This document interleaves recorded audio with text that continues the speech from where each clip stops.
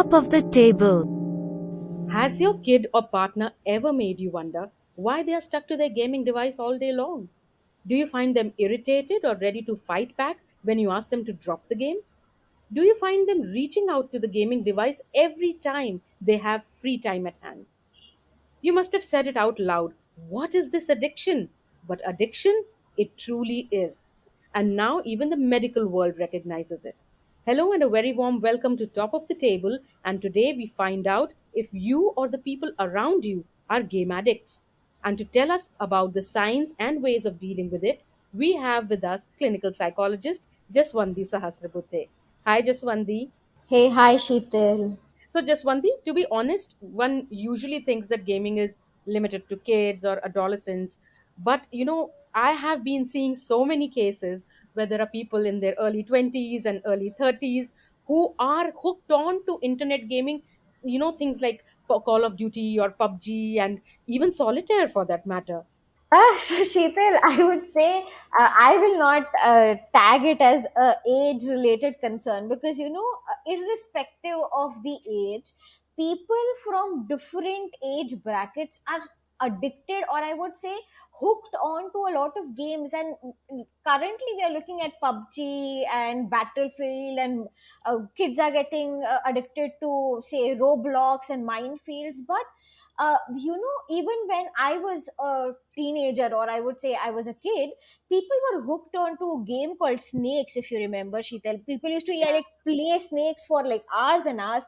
uh, and that's why I always say gaming addiction is one type of addiction which is not very specific to age specific, or it is not very gender specific addiction, but it in general is a addiction or a feeling of being hooked onto something which gives you ultimate pleasure.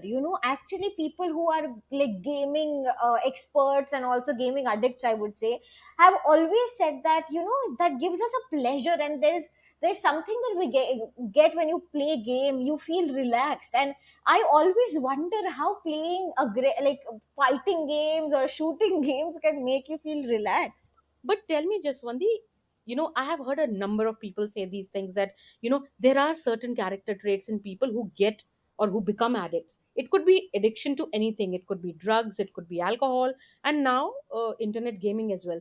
Is that true? Do you think that there are certain kind of people or there are certain character traits in people which possibly convert them into addicts? I would not say like specific personality or character traits, but yes, there are some or I would say earlier experiences that lead us to actually get into a lot of gaming, or a lot of, I would say, especially the aggressive gaming games. Yes, there are certain types of people, or I would say certain personality traits that these people have, who generally get addicted or hooked on to say aggressive games, or games that include where you have to show your power, where you have to show that dominance over the other person.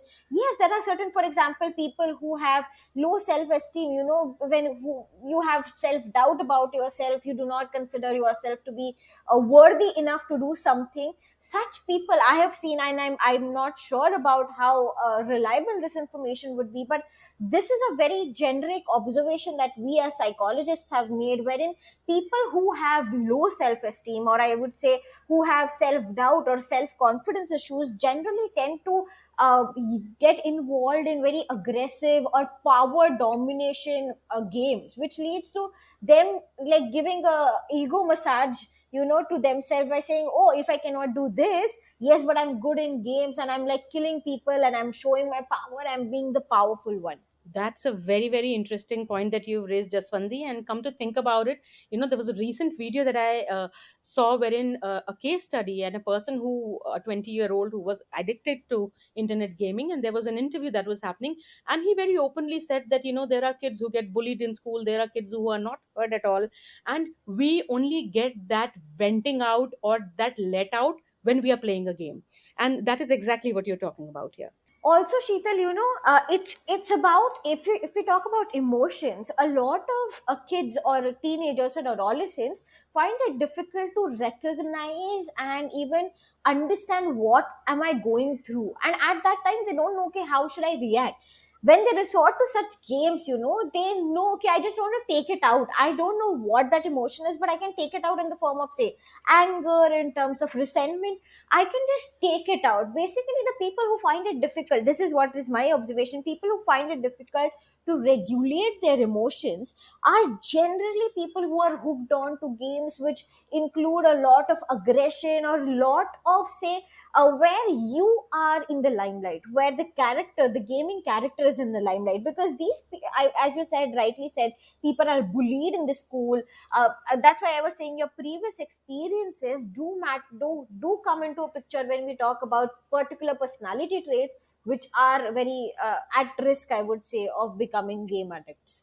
And it is pretty surprising, Jaswandi, because I see a number of people around me who are Hmm. constantly hooked on to gaming. And to basically narrate a very, very recent incident that happened with me, and it actually kind of is also an inspiration why we are doing this episode today. All right, so I went to a drugstore and I was supposed to, get some medicines. There were some medicines that were prescribed to me, so I went to a drugstore near my place, and the person at the counter who was supposed to hand me the medicines kept playing the game, and he was playing PUBG.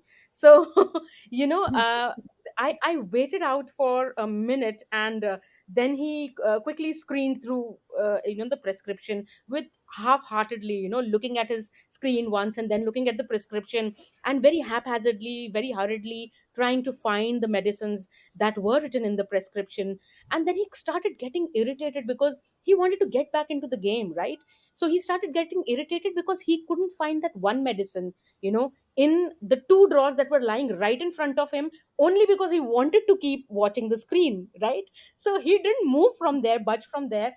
And after a while, then he called out and yelled out at his partner who was standing outside, and he said that, why are you going out? Why don't you come inside and help me out with this medicine? And the medicine was right there in front of him. Now, when I look at all these things, I see the kind of irritability that a person feels, and also what is surprising to me, that here is a person who's running a business, but he's ready to suffer losses in that business only because he wants to play that game. Is it that addictive? Yes, I would say, Sheetal, not just in case of PUBG or any other new games. I'm sure people know about the Pokemon game fever that was there a few years back, and people had gone crazy. They were going on the top of the terrace and catching the Pokemon, and as if it was actually a real Pokemon. The craze about games have increased so much, but Sheetal, as you rightly said, people are ready to go beyond the limit to do anything about achieving something in the game. Because, as I said, for them, achieving in a game, or if the character in the game achieves it is according to them that they have achieved it. Because there are certain triggers that have led them to feel that, okay, I might not be able to achieve it, but yes, in the game, you know what, Chital, I achieved this, I achieved that. So uh, this aspect of, I would say, a clash between the reality and the game life is taking a toll on so many people now. For as you shared an example, Sheetal, I have been speaking to a lot of friends of mine who are into, say, playing PlayStation and playing a lot of these PUBG and other online games. And I keep asking them, like, what goes through your mind when you're actually playing through it? And one of my friend recently told me that, you know what, when you're playing PS5, he's a very like, he's not a game addict, I would say, but he's a PlayStation lover, and he always says that, okay, I love playing. And I realized when he was talking about it, Sheetal, the the amount of excitement he had, had never seen him talk about any other subject with that excitement. And he used to tell me, okay, but there is a lot of stress involved, and that gets me to think, if even the game is stressing you out, then how can game be called as a stress release? According to me, when people play games, these days, they are always hooked on to think about what's going to happen next. Okay, how will I achieve this mission? How will I complete this? How will I have that winner chicken dinner in the PUBG? So with all of this, as you said, the craze of gaming and winning in a game has reached to a point that they are ready to sacrifice all the daily living skills, yet go ahead with winning in the game. And just one thing, not just business, but I see a lot of relationships suffering because of that. I see a lot of problems in terms of interpersonal dealings with that. So if you have any person playing a game and there is a phone call, let's say from the mother or from your girlfriend coming in, then it's a very hurried, half-hearted sort of conversation that you have, wherein you are not even, I won't even use the word mindful, you are not even conscious about what you are saying and what the other person is telling you. So it is really, really, I think that it's a real addiction which needs some sort of intervention for sure. Yes, and Sheetal, I would say when you said people actually pick up the phone, there are game addicts or even people who I know who do not even pick up your call. Like imagine you someone is calling you for last 10-15 minutes and you're not picking up the call because you are worried that if I pick up the call, I'll lose my concentration in the game and I might not win the game. So what you said, yes, relationships are getting affected, your business is getting affected, and moreover, that Sheetal, even your lifestyle to a certain extent, your psychological well being to a certain extent is getting affected. True, Jaswandi, and we will come to that. But before that, a lot of gamers, when you tell them that, you've been playing for a very long time, they generally get defensive and they say that, no, we've not been playing for that long. And when you go and you check, thanks to all these smartphones, now you can check the screen time and what all apps you've been, active on, you find out that that person has been playing the game for possibly some 14 or 15 hours. And is that normal by any standard? I wouldn't say normal or abnormal because I'll tell you, yes, it is according to me and as a psychologist, it's not the right thing to be doing because I'll give you narrate you a story about my student who with whom I was working. He was in his grade 10th and okay, it was a board year, and now in India how it is. uh, he used to tell me that he wakes up in the morning at 5 o'clock not to study but to play a game because one of his friend is available at 5 o'clock. And can you imagine, Cheetal, that boy used to play a game from 5 o'clock in the morning to 11 o'clock in the morning. Like 5 to 11 is a long duration because you can do so many things, you can be productive at that time because that's a peak hour. So if someone asks me about playing say 13-14 hours a day, is it normal or good for your health, I will surely say no, it's not good for your health. I would say what is a normal period or normal span of playing or engaging into any game is, say for example, daily if you sit for an hour at max. Again, I would say that 1 hour should be segregated and divided throughout the day and not that you're sitting 1 hour at a stretch to play a game. Or you can do one thing, you can play a game say for an hour or hour and a half on the weekends. But playing a game, getting hooked onto something, yes, turns it out to be an addiction because in all the other types of addiction, if you do anything beyond a certain level, that's called as an addictive stage. So in similarly in this in this type of addiction as well, I would say if you cross a particular number of hours, say I for me or a as a psychologist, I would say after a day after 2 hours, if you still keep playing, yes, that's an addiction because in those 2 hours you are changing a lot of things that you usually do, or your, I would say, daily functioning is getting affected because of that 2 hours constant gaming. Absolutely, Jaswandi. And I'm sure that there will be other markers as well which tell you whether your playing game is just something for de stressing or has it become an addiction. How does a person know that? So yes, Sheetal, there are like all the, as I mentioned, like all other addictions, there are signs and symptoms, or I would say red flags that you should be looking at when you actually want to know whether you are a game addict or not. So the first one I would say, Sheetal, is that you're constantly thinking about playing the game.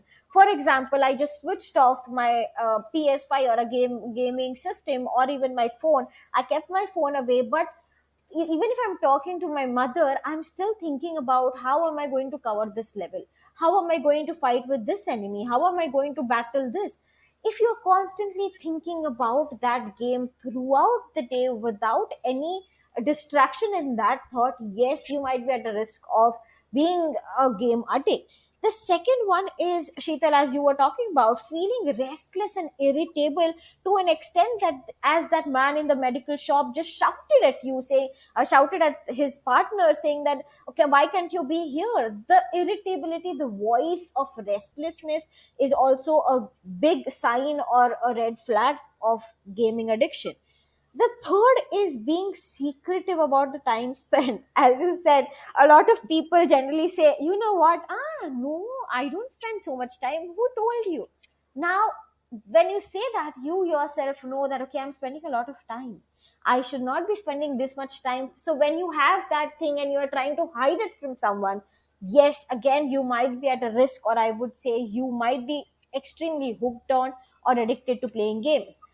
The fourth one I would say is tiredness. You feel fatigue, or you feel weak after playing game for hours and hours. And if you actually look at the physical or physiological aspect of it, yes, Sheetal, any person will feel tired, right? Because you are constantly watching something, you're getting exposed to a lot of visual stimulation that's happening, your hands are working, your brain is working at the same time. So not the physical tiredness, but mentally you feel drained, you feel fatigued, you feel as if all the energy has been sucked out of it. So again, this fourth can be a symptom or a sign of gaming addiction. Headache and hand pain, as I said, because you're constantly looking, your brain is processing, you're using your hands and doing a lot of things. These can be the physical symptoms. So if you start noticing these physical symptoms, you need to know, oh, oops, okay, I might be playing the game too much, or I might be a game addict. I would also say, Sheetal, I have seen a lot of cases where people have stopped taking care of their personal hygiene. Like, I have had a client who used to take bath like once in 2 days, because he was so hooked on to playing games, and he was like, I don't care, I don't want to do anything, but I want to play game. So he used to find it difficult to take time out to eat, to take a bath, and that was affecting his personal hygiene to a greater extent. Last but not the least, I would say, Sheetal, during the lockdown or during this COVID pandemic, I have realized that the inclination of people to play games and get addicted to playing games has increased. The major reason is because of socialization. People have stopped socializing, which led to people getting addicted to game. And again, because you're addicted and so hooked on to games, you are not socializing, you're not meeting friends, you're not taking time out. Because if you're playing for 14 hours a day, where do you have time to go out and meet friends? You are distracted at work, you are not working, you're not completing your college assignments, and this all becomes a vicious cycle. So you find it difficult to come out of this cycle, because you don't know where should I break it. And according to me, as a psychologist, the breaking point will be to reduce your exposure to playing games. Absolutely, Jaswandi. And while these are the symptoms which kind of, or or the signs that say that you possibly would be getting a gaming addict, but it gets really, really scary when you hear news, the kinds that we heard, almost a week back, wherein a 16-year-old kid shot his mother when she tried stopping him from playing PUBG. He shot his mother using his father's licensed pistol, and then hit the body, for 3 days sitting there. And these are really, really scary. These might be less in number right now, but I think that a lot of gamings that people do, and especially when they do it for a longer hour, I think that it kind of stimulates you and turns you into a more aggressive person. What do you think? Yes, Sheetal, and I would say aggression, a lot of times, Sheetal, all of us have that trait of either we are passive aggressive or we are aggressive. But this aggression takes over to the next level when you are actually exposed to games which include a lot of violence, which include a lot of, say, aggression, anger, resentment. And when you do not have the correct exposure to take it out, you take it out in the wrong way, like how this boy did, and that leads to a lot of behavioral issues, by the way, Sheetal, because because of this aggression, you're not able to regulate your emotion, you're not able to, for example, I'm sure he didn't wanted to kill his mother, but he was not able to regulate or express it in a way, and because he was under the influence of so many violent games, he just took the action. And for a lot of times what I have realized is people who get into addiction, Sheetal, they know the consequence. It's just that they do not know how to come out of it, and they don't realize that this consequence can be really fatal. But just one thing, tell me that is it possible that after a point, it becomes difficult for a heavy user of internet gaming, or a a gamer who plays games for let's say 13 hours 14 hours at a stretch, it becomes difficult for them to understand the action and the consequences in the virtual world as compared to the real world? Yes, because Sheetal, what happens is that people are, as I said, they are preoccupied with the game in itself. So their thoughts are only related to game. They do not think about the consequence, what is my behavior, what are my thoughts. They are only into the game. And as you rightly said, after you play and if after you're exposed to a particular game or a particular online website for a long time, you find it difficult to come out of it because you are not able to think through it, because your thoughts are not aligned to the reality. And that's why in psychology we always say the person is not in touch with reality. That means the person knows, he's aware. Obviously, Sheetal, all of us watch news, read a lot of articles. We know that this is bad or this might not be helpful or healthy, yet we do not refrain from doing it.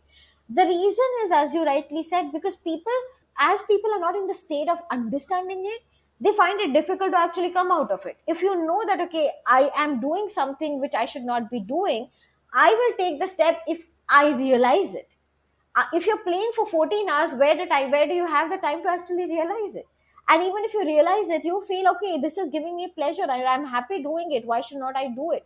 That's absolutely true, Jaswandi. And like usually with a lot of drug addicts, the one thing that therapists or people who are working at the addiction centers say, that sometimes you have to make the person, the addict, realize the consequences of his actions. If the person has had too much of drugs, and if he is lying on the floor, don't pick him up and put him on the bed, but let him lie on the floor, so that when he wakes up, there is some sort of guilt or shame, or something attached to it, that kind of emotion, so that they shake up and they understand that what is the consequence of their action. Also, Sheetal, right now when we're talking about drug addiction or alcohol addiction, uh, even medically they are given a particular drug which can help them reframe. For example, a lot of time, Sheetal, because the people who are into the phase of addiction find it difficult even to understand the emotion. So for them, the behavioral or the cognitive functioning or cognitive counseling might not help. So for them, getting into a medical intervention also helps a lot. But all said and done, Sheetal, after so much exposure, or I would say after recurrent use of games or getting involved in games, there are so many other comorbid conditions that can develop because of extreme addiction towards a game. So, Sheetal, I would say when we speak about behavioral issues, these issues are related to, I would say, not just the way you behave, but also the way you interact, the way you present yourself. So, the first and the most important issue that comes out, which I have been talking about from the start of this podcast, is that it reduces our social interaction with people, and that tends to affect you a lot. Because, Sheetal, imagine before you were a game addict, you were like, you had so many friends, you were talking to you were talking to a lot of people, and then you get into addiction of gaming. You are playing games for 15-14 hours, and then someone comes and tells you, no, you know what, you should go out and talk to people so that you will take some time out. But then you realize, I do not have friends. I do not have that interaction. So again, as I said, this becomes a cycle. So the first and the most important concern that people develop is that the the social interaction or even their social skills reduce to a greater extent. I would say they are a lot of research has also found that the gaming addicts or game addiction can lead to development of ADHD, which is attention deficit hyperactivity disorder. Basically, here you feel restless, irritable, you find it difficult to concentrate at something, you find it difficult to sit at one place because you get very fidgety, you get very impulsive. Why is this happening is because in the game you have to be on the tip of your toes, like you have to be constantly into the game. You cannot take time, like as your drug store person, he wanted to be there because he knew if I don't do it I might lose it. So you have to be very quick in taking decisions in the game. Similarly, a person might develop the comorbid condition of ADHD. I would say, Sheetal, another behavioral issue would be, and I won't say this is a behavioral issue, but behavioral, also emotional issue would be that the person might be at risk of getting diagnosed with depression and anxiety, because you get so restless, you get so anxious when things are not working out. Because in the game, like for example, I myself, when I used to play a lot of games, Sheetal, I remember I used to quit the game at times because I get restless and anxious that I might not be able to make it through. Similarly, that had somehow related, like affected my personal life to a greater extent, because when things were not in my control, I used to just leave them when I knew I need to be working on them. This used to leave a lot of anxiety, a lot of guilt, a lot of self doubt in me, which used to make me isolated, which I used to isolate myself from people around me, from people, from my family. And again, that used to make me feel, okay, if I don't have anything to do, then why not go and play a game? So all these behavioral issues become very severe when you keep playing a lot of game, and not just, I would say, one game, but when you are exposed to multiple games for a longer duration of time. Absolutely, Jaswanti. And now the big question, if you are around a game addict, if you are living with a game addict, how do you usually, the instant reaction of a person is to possibly get into fights with those people, right? But I am sure that that is not a that is not a way that has worked with anyone. So what are the ways in which you can ensure that this person gets out of this addiction? So, Sheetal, I always tell the caregivers that if the person is not willing to take the first step, any person in this world, even a psychiatrist or psychologist, cannot make a lot of difference. So, the first thing is that the family or the caregiver needs to go for the therapy first to understand that how can I make the person realize that this is something that's wrong for you. Uh, because when we talk about neurologically, Sheetal, the prefrontal cortex, or the cortex, which is the main area of the brain which takes you make like gets you to take the decision, is closed when you're into an addiction, any type of addiction. So the first step is when the person is willing to change and take the first step. So the caregivers need to go and talk to an expert to understand, is this an addiction? Is my friend, my family, my husband, my boyfriend, my partner, is he or she or they going through any sort of addiction? And if the answer is yes, then the professional will help you come to, like, provide help to your partner or the person or your significant other, to understand and help them understand, okay, I need to take some help. The second way, if the person has realized and accepted that, okay, I think I'm playing games way too much, which is not normal or which is not healthy for me, that person can go to, again, a therapist or a professional. And why I'm saying this, Sheetal, to go to a professional, is because it is important to work on your thoughts. As I said, addiction, people say addiction is related to your behavior. I would say addiction is more related to your thoughts, because it is the way you think that makes you an addict rather than the way you behave, because your thoughts drive your behavior. So when you go to a professional, the professional will help you with a certain type of therapies, will help you work on your beliefs, work on your thoughts, work on your behavior, which will help you to slowly come out of the addiction. Now, again, people ask me, Sheetal, can I just stop playing games? If I'm playing for 14 hours, can there be a day when I just stop playing any game? If I have to answer this question, I would say no. You cannot change your behavior completely in a day or two. It will be a systematic or gradual exposure to reduce your gaming addiction, which a professional can help you with. And last but not the least, if you feel no, still my addiction is not going down, I'm still not able to control my urge of playing a game, it is advisable to visit a de-addiction center, which can help you actually rehabilitate your addiction to a better and healthy solution. Thank you, Jaswandi. That is such important information. I'm sure that it must help a lot of people who are, around gamers as well. So, to sum it all up, if you are a game addict, like any other addiction, you need to first accept that there's a problem. If you are someone living with a game addict, then if talking to this person is not helping, then consider therapy could be an important step towards ensuring the problem that it is addressed well in time. Now, gaming addiction might have reasons in past experiences or trauma, and those can only be addressed by a professional, who can help you out with that.